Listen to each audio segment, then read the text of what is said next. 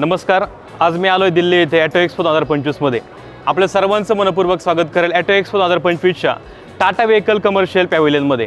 आणि आज आपल्यासोबत आहेत व्हाईस प्रेसिडेंट आणि हेड ऑफ इंजिनियर टाटा मोटर्सचे आदरणीय Anirudh Kulkarni sir. Sir welcome. आपण आज पाहतोय मार्केटमध्ये की टाटा मोटर्स इलेक्ट्रिक व्हेकलमध्ये भरपूर मोठ्या प्रमाणामध्ये रेंज क्रॉस केलेली आहे. आणि आज या दिल्लीमध्ये होणाऱ्या ॲटो एक्सपो 2025मध्ये टाटा मोटर्सने विविध प्रकारच्या इलेक्ट्रिक व्हेकलचं लॉन्च केलेलं आहे. आणि त्यामधीलच एक इलेक्ट्रिक व्हेकल आहे AC X Pro electric vehicle. Sir काही सांगाल आपण या व्हेकलबद्दल? ओके, ही आम्ही काल जी गाडी लॉन्च केल्या लास्ट माईल मोबिलिटीसाठी आम्ही व्हेकल लॉन्च केली. तो एस प्रो EV ही जी गाडी लॉन्च केलेली आहे काल, ती लास्ट माईल मोबिलिटीमध्ये highest payload, highest kilometre range ही ऑफर करते ह्या गाडी. आणि सर माझा पुढील क्वेश्चन तुम्हाला असेल की सर आपण आज पाहतोय की इलेक्ट्रिक व्हेकलच्या दृष्टिकोनात आपला भारत देश पुढे जातोय आणि टाटा मोटर्स कायम सामाजिक बांधिलकी जोपासत आहे.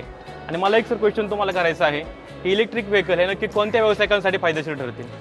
ह्या सगळ्या वेळेस जेव्हा आम्ही प्रोडक्ट डिझाईन करतो तेव्हा आम्ही सगळ्या टाईपचे कस्टमर्स त्याचे सगळे प्रोफाईल चेक करतो, त्यांच्या सगळ्या वेगवेगळ्या ड्युटी सायकल काय असतात ते बघतो, त्यांच्या डे टू डे युसेज काय आहे ह्याचा सगळ्याचा स्टडी करतो आणि त्याप्रमाणे प्रोडक्ट डिझाईन होतं. म्हणजे it's a customer centric product development approach. म्हणजे आपण त्याचे फ्लीट ओनरशी इंटरॅक्ट करून.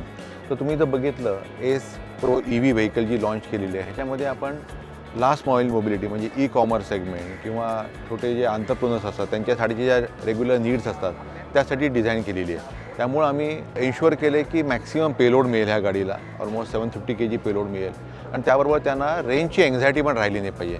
त्यामुळे आम्ही भरपूर ह्याच्यावरती काम केले की multi modal regeneration strategy use केलेली आहे, एनर्जी एफिशियन्सीवरती काम केलेलं आहे, सेफ्टी ऑफ द बॅटरीवरती काम केलेलं आहे आणि त्याच्यामुळं आम्ही ऑलमोस्ट 155 किलोमीटर्स प्लस ही रेंज आम्ही ह्या गाडीमध्ये देऊ शकतो. त्याच्याबरोबर ह्या प्रत्येक गाडीला सेफ्टी जे आपण म्हणतो इम्पॉर्टंट असतं, आम्ही ह्या गाडीमध्ये ADAS फीचर्स पण दिलेले आहेत. तर ह्याच्यामध्ये camera base, vision base ADAS system पण ह्या गाडीमध्ये दिलेली आहे आम्ही पूर्णपणे. ओके सर, आता पुढील क्वेश्चन तुम्हाला असेल की इलेक्ट्रिक व्हेकल आपण सर्वजण आता वापरतोय आणि त्याचसोबत आपण या इलेक्ट्रिक व्हेकलमध्ये कोणत्या प्रकारची टेक्नॉलॉजी यूज केलेली आहे? ओके, ह्याच्यामध्ये जर बघितलं आपण हे सगळ्या LFP टेक्नॉलॉजीवरती आम्ही प्रत्येक आमचा व्हेकल आर्किटेक्चर आत्ताचा आहे. आणि ह्याच्यामध्ये आपण जर बघितलं तर पूर्ण सेफ्टीवरती आम्ही फोकस दिलेला आहे. म्हणजे electrical safety at a low voltage, electrical safety at a high voltage, regeneration strategy, battery management system आणि त्याच्यानंतर क्रॅश जेव्हा गाडीचे होते त्याच्याबरोबर आपला हाय व्होल्टेज आर्किटेक्चर हे डिस्कनेक्ट करायची टेक्नॉलॉजी आम्ही याच्यामध्ये दिलेली आहे. आणि ह्या सगळ्या टेक्नॉलॉजीबरोबर हा कम्प्लिटली ग्राउंड अप आर्किटेक्चर आहे. त्यामध्ये सगळं जर आपण म्हटलं तर ड्रायव्हरचे जे आपण कम्फर्ट कन्व्हिनियन्सचे जे फीचर्स आहेत त्याच्यावरती आम्ही फोकस केलेलं आहे. त्याच्यामध्ये जर आपण बघितलं तर braking system, suspension system, ride and quality, handling ह्याच्यावरती खूप फोकस आहे. त्याच्याबरोबरच कनेक्टेड व्हेकल फीचर्स पण ह्याच्यात सगळे आहेत. काल आम्ही ऑटो एक्सपोमध्ये EV व्हेकलच्या व्हेरियंटबरोबरच आम्ही बायफ्युएल व्हेरियंट पण दिलेलं आहे. म्हणजे CNG प्लस पेट्रोल हे बायफ्युएल व्हेरियंट पण लॉन्च केलेलं आहे.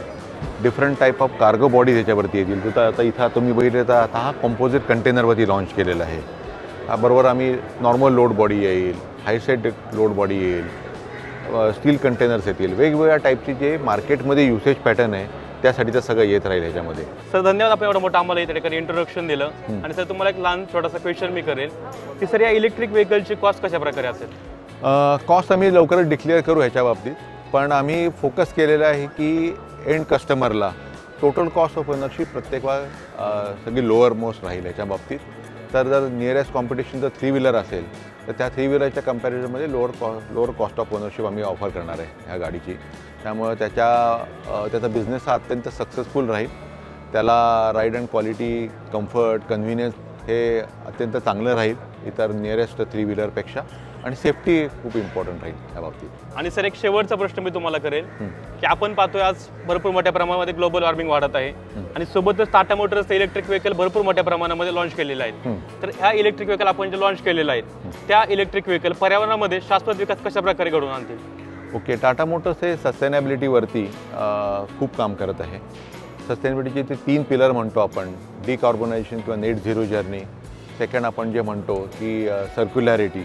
आणि थर्ड आपण जे म्हणतो की बायोडायव्हर्सिटी. तर सस्टेनेबिलिटी जेव्हा आम्ही म्हणतो की आम्हाला 2045पर्यंत नेट झिरो जर्नी अचीव करायची टाटा मोटर कमर्शियल व्हेकल्समध्ये. आणि ती नेट झिरो जर्नी आम्ही थ्रू इलेक्ट्रिक व्हेकल असेल, थ्रू आमचे हायड्रोजन इकॉनॉमी असेल, हायड्रोजन फ्युएल सेल असेल, हायड्रोजन H2 आईस इंजिन असेल किंवा आम्ही प्युअर इलेक्ट्रिक व्हेकल असतील आणि ह्या सगळ्या जर्नी आम्हाला अचीव करतील सस्टेनेबल जर्नीसाठी. आणि ही सस्टेनेबल जर्नी आमच्या ह्या ट्रान्झिशन फ्युएलमधनं पण असेल, जसे आपले CNG आहेत, LNG आहे, बायोडिझेल्स आहेत, इथेनॉल ब्लेंडिंग आहे. आणि ह्या सगळ्या जर्नीमधनं आम्ही आता पुढे झालो आणि सगळे त्यातले प्रोडक्ट्स पण आम्ही इथं दाखवलेले आहेत ऑटो एक्सपोमध्ये. ठीक आहे, okay, thank you sir. Thank you very much.